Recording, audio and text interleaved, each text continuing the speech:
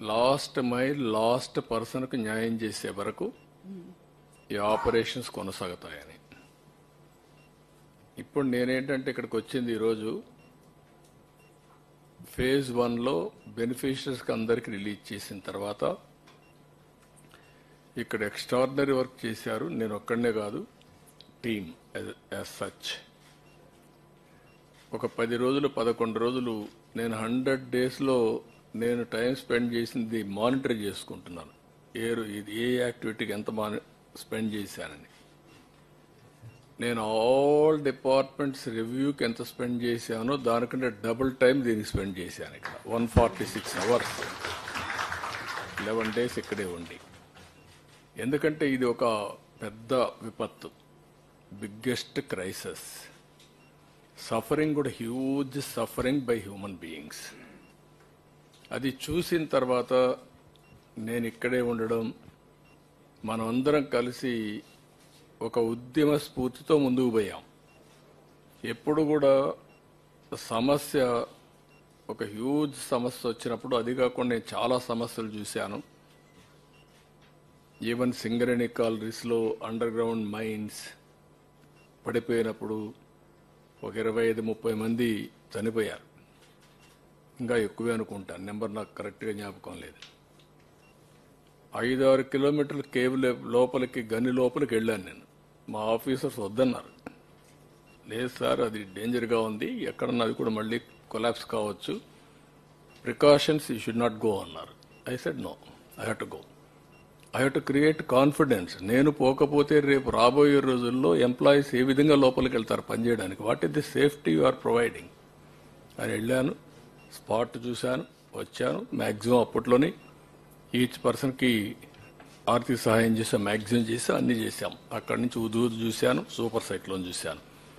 కానీ ఈ అన్నింటికంటే ఇది డిఫరెంట్ డైమెన్షన్. వాటర్లో ఉండే పరిస్థితి, ఎవరు రీచ్ కాలేని పరిస్థితి, నీళ్లు తాగే పరిస్థితి. వాటర్లో ఉన్నారు, తాగడానికి నీళ్లు లేవు, అన్నీ కూడా కలిసిపోయిన పరిస్థితి. కలుషితం అంటే మామూలు కలుషితం కాదు అది. డ్రైన్ వాటర్ రోడ్డు మీదకి వచ్చింది, బాత్రూమ్ వాటర్ రోడ్డు మీదకి వచ్చింది, అక్కడే మోషన్స్ అన్నీ కూడా అన్నమాట. ఆ పరిస్థితికి వచ్చేసాం. దానికోసమే దీన్ని ఒక ఏ విధంగా అయితే ఒక రెవల్యూషనరీ మార్పులు వస్తే తప్ప సాధ్యం కాదని వచ్చేసాం. ఇంకో పక్క నీళ్లు వస్తానే ఉన్నాయి, నీళ్లు పోవు. బుడమేరు పైన నీళ్లు వస్తున్నాయి, కింద నీళ్లు పోయే పరిస్థితి, అన్ని చోక్ అయిపోయినాయి. ఇలాంటి పరిస్థితిలో మనం అందరం కూడా ఒక మాటలో చెప్పాలంటే అన్ని విధాల లెక్క పెట్టుకోకుండా, నేను బురద నీళ్లు దిగినప్పుడు మీరు దిగడం, పబ్లిక్ దిగడం, అందరం కూడా పనిచేశాం. దానివల్ల ఒక సర్వశక్తులు వడ్డీ కంట్రోల్ చేసి నార్మల్స్ తీసుకొచ్చాం విత్ ఏ షార్ట్ టైం. ఈరోజు మనం అందరికీ సహాయం చేస్తున్నాం. దానికి కూడా ఫేజ్ 1లో ఆ నామ్స్ కూడా నేను అవన్నీ ఉన్నాయి చెప్తాను, అవి ఇస్తున్నాం.